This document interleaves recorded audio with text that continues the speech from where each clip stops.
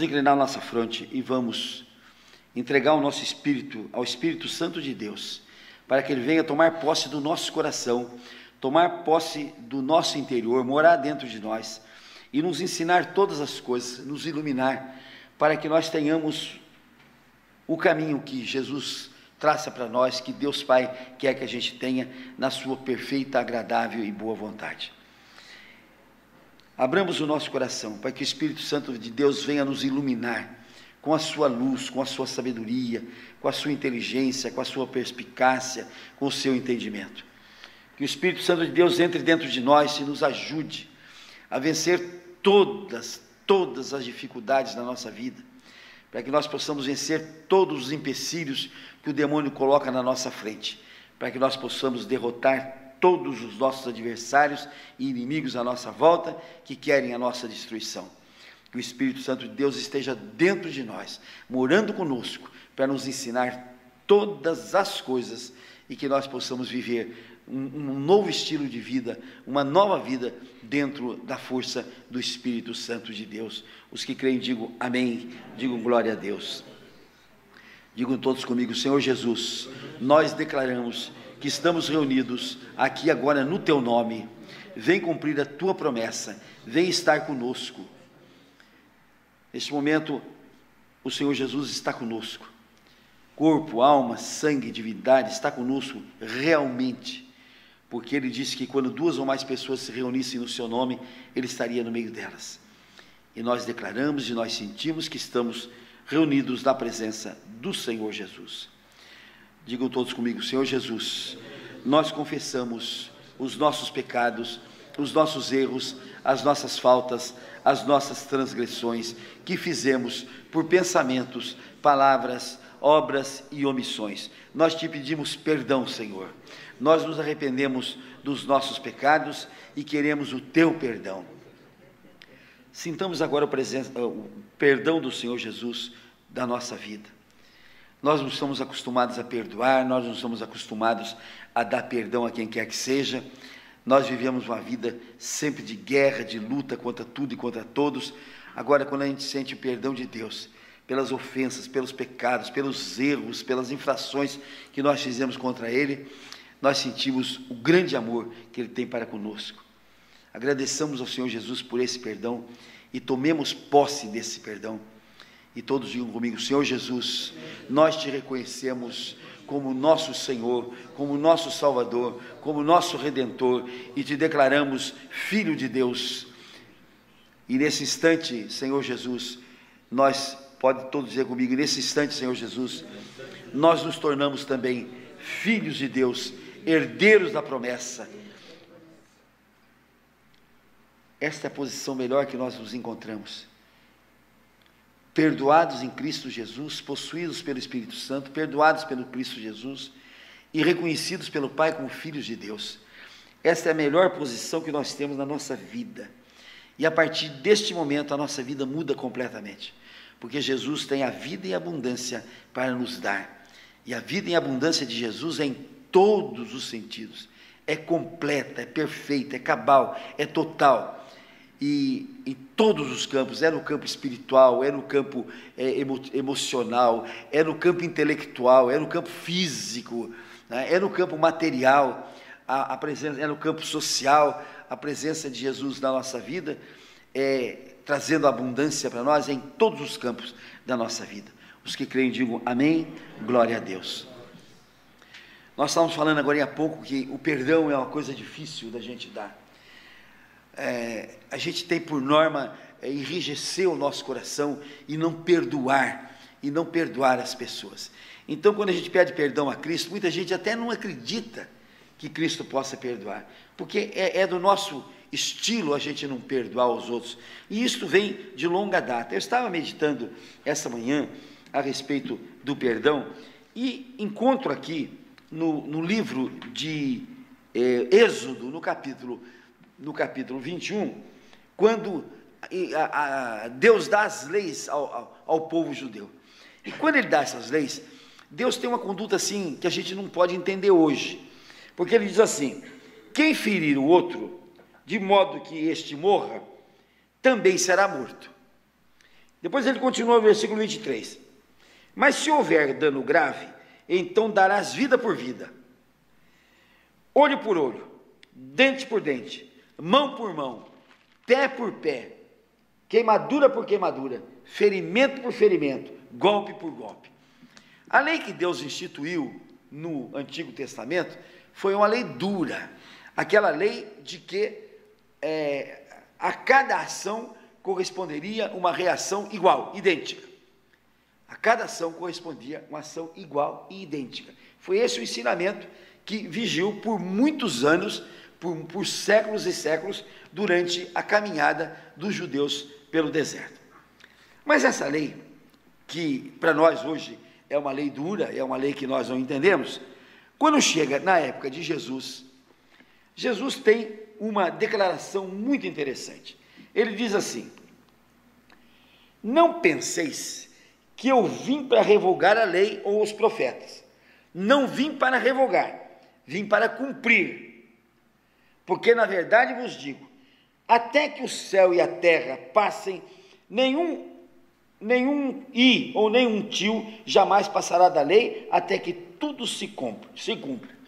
Aquele que violar um desses mandamentos, posto que dos menores, e assim ensinar aos homens, será considerado mínimo no reino dos céus.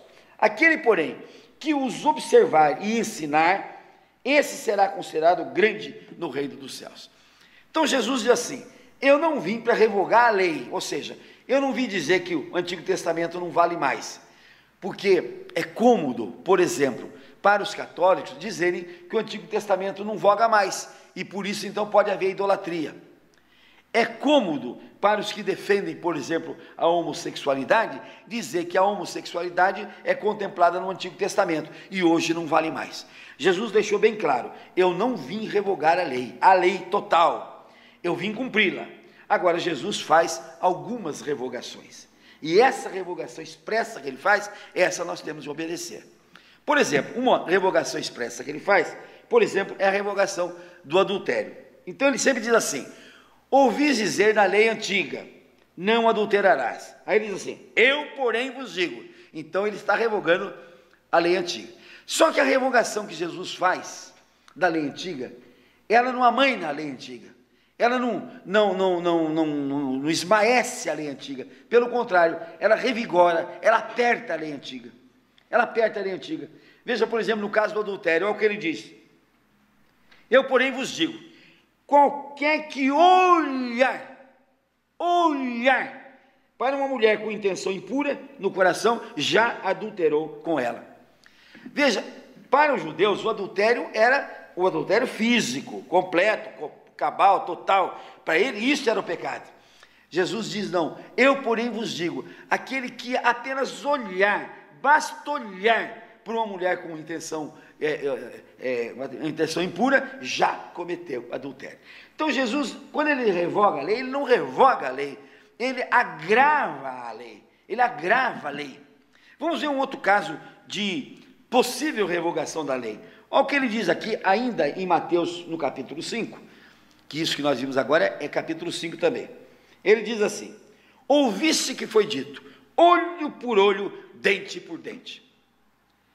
Então ele cita a lei antiga: olho por olho, dente por dente, vida por vida, braço por braço, pé por pé, queimadura por queimadura, golpe por golpe. Esta é a lei antiga.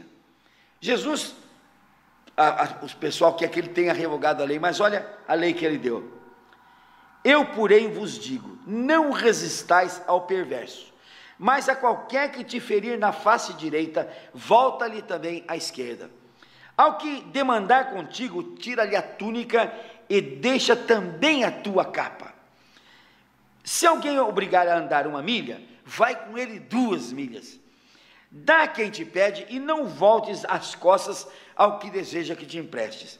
E diz assim: eu, porém, vos digo, olha aqui agora, eu, porém, vos digo, amai os vossos inimigos e orai pelos que vos perseguem.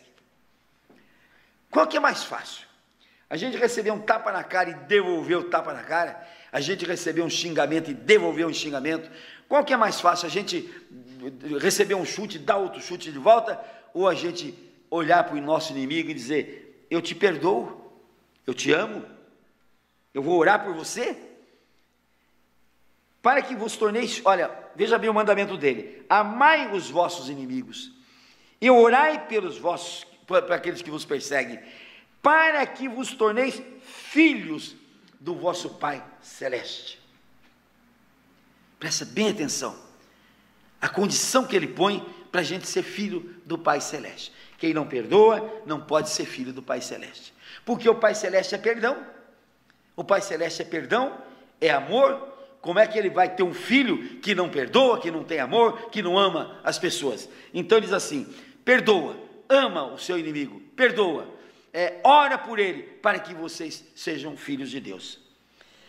Olha, ele continua aqui, vamos ver num outro trecho em que ele tem o mesmo ensinamento. Vamos aqui em Lucas, vamos aqui no Evangelho de Lucas, no capítulo 6, no versículo 27, digo-vos, porém, a vós outros que me ouvis, amai os vossos inimigos, fazei o bem aos que vos odeiam, bendizei aos que vos maldizem, orai pelo que vos caluniam. Ao que te bate numa face, oferece-lhe também a outra, e ao que tirar a tua capa, deixa-o levar também a tua túnica. Como quereis que os homens vos façam, assim fazei o vós também a eles.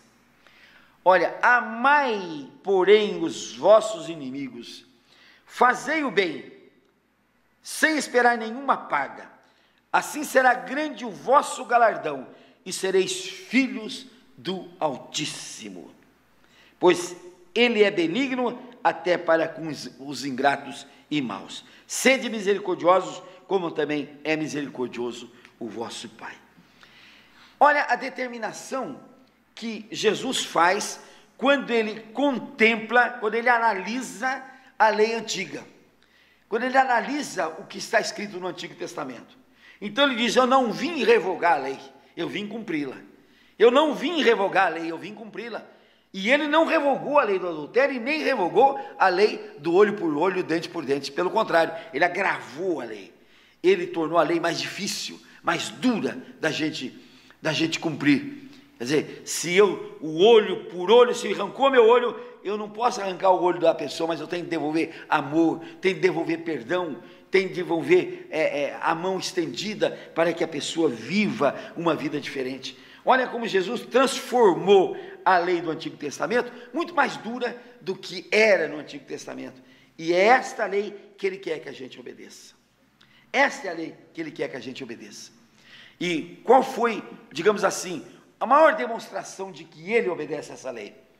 Porque ferido pelos nossos pecados, ferido pela nossa ingratidão, ferido pelas nossas costas que voltamos a ele a toda hora, ferido por tudo aquilo que fazemos de mal contra ele, ferimos por todos os pecados que cometemos, Jesus, em vez de aplicar em nós o olho por olho, dente por dente, ele nos perdoa, ele entrega a sua vida por nós, ele derrama seu sangue por nós, ele quer que a gente tenha a ciência desse perdão, que a gente viva esse perdão, que a gente tome proveito desse perdão para a nossa salvação. E veja bem, ele promete àqueles que perdoam, ele promete àqueles que não se vingam, ele promete que se tornam filhos do Altíssimo. Olha, além da gente ter o gozo eterno quando a gente perdoa, aqui na terra a gente tem imediatamente a paternidade de Deus. Este é o maior presente que Deus pode colocar na nossa vida quando nós obedecemos a determinação de amar o nosso inimigo, de perdoar o nosso inimigo, de orar pelo nosso inimigo, de colocar no nosso inimigo as bênçãos, de abençoar o nosso inimigo.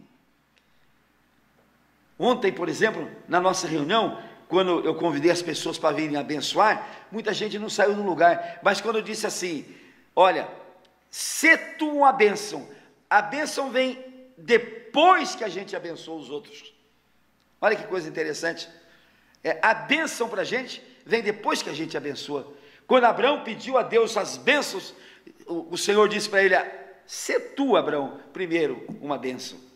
Sê tu, porém, uma bênção. E aí, quando Abraão entendeu, Abraão saiu abençoando todo mundo, e por isso ele foi abençoado.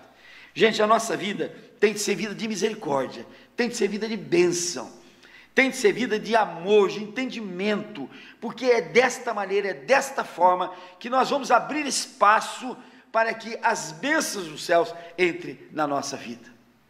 Tem muita gente que diz assim: mas que vida terrível que eu tenho, que vida dura que eu tenho. Eu pergunto: será que nesse coração não tem uma amargura, não tem uma mágoa? Será que nesse coração não tem um ódio contra alguém, não tem uma raiva contra alguém? Será que nesse coração não tem um inimigo instalado ali dentro?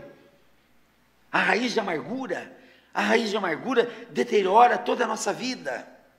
As pessoas que vivem praticando mal, as pessoas que vivem fazendo mal para os outros, as pessoas que vivem vivendo um clima de mal, não, eu vou me vingar, eu vou fazer isso, eu vou fazer aquilo, essas pessoas têm doenças, têm amarguras dentro de si, têm depressão, têm tristeza. Eu penso que esta lei aqui, se fosse aplicada na psicologia, na sociologia, nós tínhamos resolvido todos os problemas do mundo, porque muita da mágoa, muito que está no coração, é falta de perdão, é falta de abrir o coração, arrancar de lá a mágoa e dizer: no meu coração não tem mais mágoa.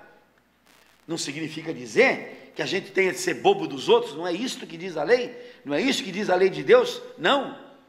Ninguém pode me fazer de palhaço, ninguém pode fazer de bobo. Aqui manda que a gente se afaste dos malignos, se afaste dos maldosos, mas a gente se afasta perdoando, a gente se afasta dando perdão, a gente se afasta dizendo: em nome de Jesus você está perdoado. A gente se afasta porque está escrito aqui que a gente não pode viver perto dos mexeriqueiros, que a gente não pode viver com os maldizentes, que a gente não pode viver com os impuros, né? Que a gente não pode viver com aqueles os escarnecedores. A Bíblia nos ensina isto, mas não significa dizer que eu tenho de ter ódio para com eles. O perdão tem de vir no coração. Eu, por exemplo, não aprovo, todo mundo conhece a minha posição, o homossexualismo, mas eu tenho imenso amor por aqueles que erram, pelos homossexuais que precisam do perdão de Deus, que precisam do perdão de Jesus, para poder voltar a viver uma vida boa, agradável e perfeita, na lei de Deus, na lei de Deus. A palavra de Deus ainda continua, e vamos ver o que diz Paulo, e Paulo especialmente, gente, o ensino dele tem de ser seguido, por uma razão muito simples. Se teve uma pessoa que foi perseguida, que apanhou, que sofreu, que foi odiado por tudo e por todos, foi Paulo. Primeiro, Paulo era um fariseu, era um homem da lei, e era um homem que odiava, mas odiava profundamente os cristãos. E nesse ódio dele, ele saiu em busca dos cristãos, para prendê-los, para matá-los e para derrotar o cristianismo. O primeiro mártir cristão, o primeiro homem que morreu por Cristo, foi o jovem Estevão, que foi apedrejado nos muros de Jerusalém, foi apedrejado. E a Bíblia nos conta que aos pés de um moço chamado Saulo estavam as vestes do Estevão. E Saulo comandava a morte de Estevão. Era essa a posição de Saulo. Saulo sai de Jerusalém e vai a Damasco. Fazer o quê? Com cartas dos sacerdotes para prender os cristãos que tinham fugido de Jerusalém. A gana dele, o ódio dele contra o cristianismo era tanto que ele, em vez de perseguir os que estavam em Jerusalém, disse: vou buscar os que saíram daqui. E ele foi até Damasco para prender os que estavam lá. No caminho, ele tem encontro com Cristo. No caminho, de repente, ele recebe uma luz tremenda e uma voz diz: Saulo, Saulo, por que me persegue, Saulo? É duro você recalcitrar contra o aguilhão, Saulo. Ou seja, é duro você chutar a ponta da agulha. Vejam bem, gente, o gesto besta, tonto, que aqueles que não aceitam Cristo cometem. É menos do que colocar uma espada de ponta e você ficar dando chute naquela espada, né, sem um calçado para proteger, né, dando chute na ponta de um aguilhão, na ponta de uma espada. Essa é a conduta daqueles que não aceitam a Cristo, não aceitam a doutrina de Cristo. E Saulo recebe naquele momento a luz de Jesus. Jesus entra nele e Paulo muda completamente a sua posição, fica cego durante alguns dias. É tratado, quando Ananias foi mandado lá para conversar com ele, para abençoá-lo, ele disse: eu, nesse homem que quer matar todo mundo, vou fazer o que lá? Olha o que Jesus disse para Ananias: vai lá, Ananias, este é um vaso precioso que eu quero que seja meu. Esta é a posição de Cristo, perdoando Paulo, trazendo Paulo para o lado dele e fazendo com que ele se tornasse um cristão de verdade. E Paulo nos escreve esta coisa preciosa aqui, na epístola aos Romanos, no capítulo 12, no versículo 9: o amor seja sem hipocrisia, detestai o mal, apegando-vos ao bem. Hoje é tão comum a expressão eu te amo, eu te adoro, tudo falso, tudo hipócrita, ninguém tem mais de verdade esse sentimento. É tão difícil encontrar esse sentimento, e quando esse sentimento pega, se arraiga, é um sentimento difícil de tirar, que é o sentimento do amor verdadeiro. E diz aqui: detestai o mal, apegando-vos ao bem.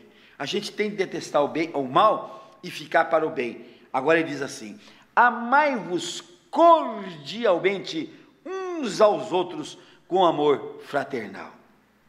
Olha, preste bem atenção aqui agora, e eu quero falar aos homossexuais, quero falar àqueles que dizem que o mandamento que eles obedecem é amai-vos uns aos outros. Não foi isso que Cristo disse. Não foi o amor sexo, não foi o amor paixão, não foi o amor impuro que Deus mandou ter, não. Olha o que ele mandou fazer: amai-vos cordialmente uns aos outros com amor fraternal. Esta é a ordem de Cristo, que é torcida pelos homossexuais que dizem que Cristo mandou amar uns aos outros, né? Eu já expliquei aqui que o verbo amar aqui na Bíblia, ele tem várias raízes, e o amor fraternal é o amor filéu, é o amor de Filipe, é o amor de amizade, é o amor fraternal. Esse foi que Cristo mandou fazer. Não foi o amor carnal, não foi o amor sexo, né? Não foi o amor impuro. E manda aqui: abençoai aos que vos perseguem. Olha o que Paulo diz: abençoai os que vos perseguem, abençoai e não amaldiçoeis. Gente, como é difícil, né?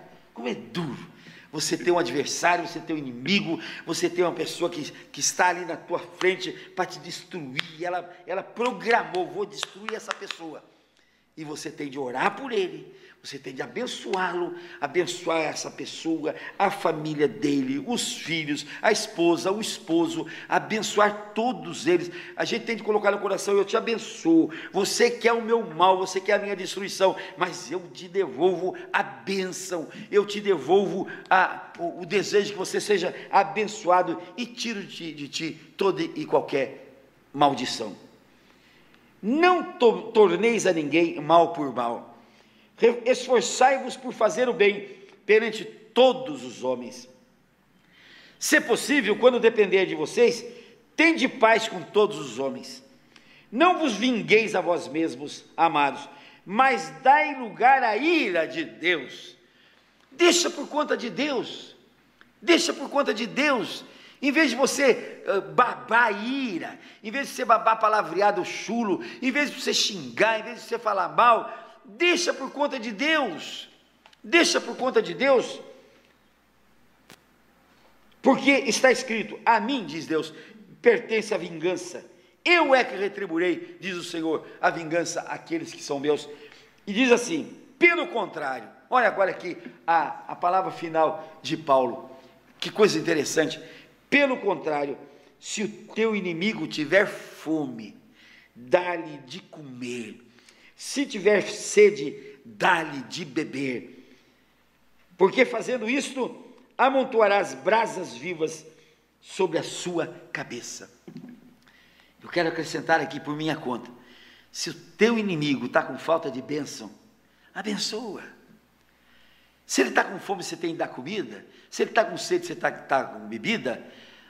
Ora, mas se ele tiver falta de bênção, não amaldiçoa, dá-lhe bênção, abençoa, abençoa, porque ele abençoado, ele vai sair do mal, e ele vai deixar de te fazer mal. Eu já tenho experiência na minha vida, e posso comprovar isto. Muitas vezes, eu venci o meu adversário com o amor. Difícil, não é fácil, mas você abençoando, eu te abençoo, por tudo isso que você está me fazendo, eu te abençoo, eu jogo sobre você as bênçãos de Deus, e quando eu tenho esse coração de abençoar, gente, quando eu sou uma bênção, Deus torna para mim todas as bênçãos dele, para me fazer forte e feliz. Este é o conselho que nós temos de colocar na nossa vida. Não cultivemos o ódio, não cultivemos a vingança, não cultivemos a raiva, nada disso. Perdoa e abençoa e ora pelo inimigo. Este é o momento mais difícil da vida, em que a gente tem de tirar do coração a amargura, a mágoa, tem de perdoar, e além de perdoar, tem de abençoar, e além de abençoar, a gente tem de orar para que ele tenha sucesso na vida. E assim Deus vai modificar a vida de cada um de nós, quando nós tivermos esse princípio tão difícil de seguir, mas tão rico de bênçãos para os que o seguem. Os que creem, digo amém, digo glória a Deus. Vamos orar a Deus agora, para que Ele coloque na nossa vida, né? Eu sei que tem gente que conversa comigo e diz assim, mas eu não perdoo. Tinha um homem que estava aqui, cliente nosso, que estava completamente paralisado, não conseguia andar, duro, não conseguia andar. Um dia eu coloquei ele aqui e falei, mas não vou dizer o nome para não revelar quem é. Eu disse para ele assim, mas por que você está duro desse jeito? Quando ele entrou aqui no meu escritório, moção, ele foi o suspiro da mulherada que tinha aqui, um monte de advogado que tinha aqui. Nossa, aquele era um divo, né? E aí? Estava terminando a vida por quê? No ódio, no rancor. Não perdoa o meu pai. Por que você não perdoa o seu pai? Porque meu pai deu preferência para os meus irmãos e me largou, e me renegou muitas e muitas vezes. Eu digo, mas meu filho, enquanto você não perdoar seu pai, a sua vida vai ser esse inferno, vai ser essa desgraça. E eu me lembro que aqui, depois de orar com ele, depois de pregar para ele 2 horas sobre o perdão, ele de repente olhou para o céu e disse, Senhor, eu quero perdoar meu pai. Se jogou de joelho aqui no chão e declarou o perdão para o pai dele, e aí passou a andar, passou a não ter mais problema, passou a não ter mais dor, mais enfermidade, mais nada. No final da vida, recrudesceu o ódio dele pela ex-esposa. Eu disse, rapaz, perdoa de novo, não adianta você viver essa vida, você tem de perdoar. Mas ela fez há 20 anos atrás, e daí o ódio resolve o que para você? O que o ódio põe no teu coração? O que a inimizade põe no teu coração? O que essa revolta põe no teu coração? Nada, perdoa. E ele disse, olha, está difícil, e pelo jeito, só se foi na última hora, que ele tenha perdoado, porque ele foi encruando na vida dele, a doença, a enfermidade, foi encruando, e Deus o levou. Que tomara que ele tenha perdoado no último instante, para que ele tenha também recebido o perdão lá nos céus. Que Deus o abençoe. Senhor Deus nosso Pai, nós te pedimos, Senhor, coloca no nosso coração, Senhor, o sentimento do perdão, Senhor. Tira de nós toda a raiz de amargura, Senhor. Tira de nós toda a raiz de ódio, de rancor, de raiva, Senhor. Tira de nós toda a raiz de vingança, Pai. Abre o nosso coração, Pai, para que nele entre o amor de verdade, Pai, o amor que cresce, Pai, o amor que constrói, Pai, faz com que nós tenhamos a coragem, Senhor, de abrir o nosso coração e arrancar de lá todo o ódio, toda a raiva, toda a vingança, Pai, para que nós nos tornemos filhos do Altíssimo, filhos de Deus, através do Senhor Jesus, que nos perdoa a todos, a ponto de entregar sua vida, para que nós fôssemos perdoados diante do Pai. É o que nós te pedimos no santo nome de Jesus. Os que creem, digam amém. Glória a Deus. Vamos orar agora, Pai Nosso. Pai Nosso que estais no céu, santificado seja o teu nome. Venha a nós o teu reino. Seja feita a tua vontade, assim na terra como nos céus. O pão nosso de cada dia nos dai hoje, e perdoa as nossas dívidas, assim como nós perdoamos aos nossos devedores, e não nos deixes cair em tentação, e nos livra, Senhor, de todo o mal, porque teu, Senhor, é o poder, o reino, a honra e a glória, para todos sempre. Amém. Vamos aplaudir o Senhor Jesus? E vamos nos ungir para a vitória.